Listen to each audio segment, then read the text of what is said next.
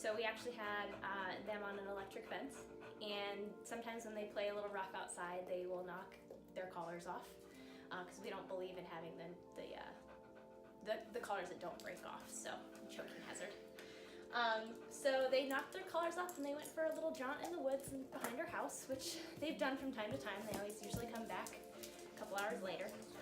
And this time they didn't. They didn't come back. One day I got an email from lostmydoggy.com that said, this person found a dog that matches the description of yours. Here's their phone number, give them a call. And so I texted her and asked her to send me a picture of the dog that she found. And it was Buck, a very, very skinny Buck, but it was Buck. And so I sent my husband over right away. They were less than a mile away from our house. They were on the other side of the woods, and we had driven past there multiple times.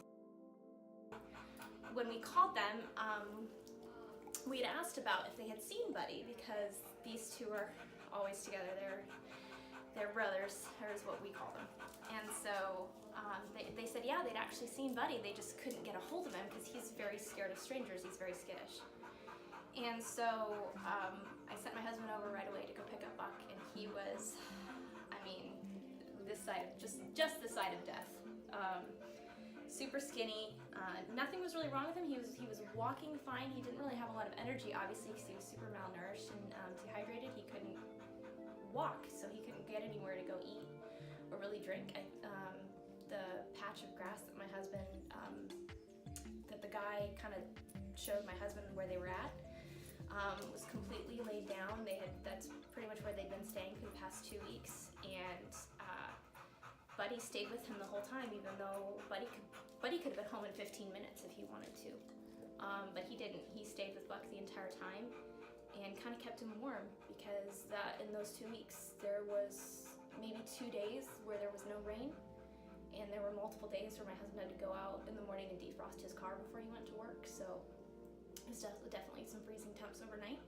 And with how skinny and malnourished Buck was, I really believe that if Buddy hadn't been there, Buck wouldn't be here anymore.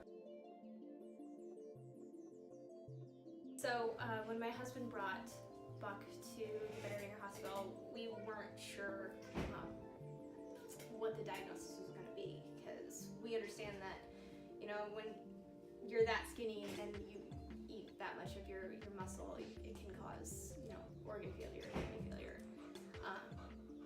So we were hopeful, but, you know, we weren't entirely sure. And so when he came here, it was a Sunday afternoon, evening, and we didn't want a chance waiting for the next day. And so when he got here, I know that he said that he was pretty much seen immediately, and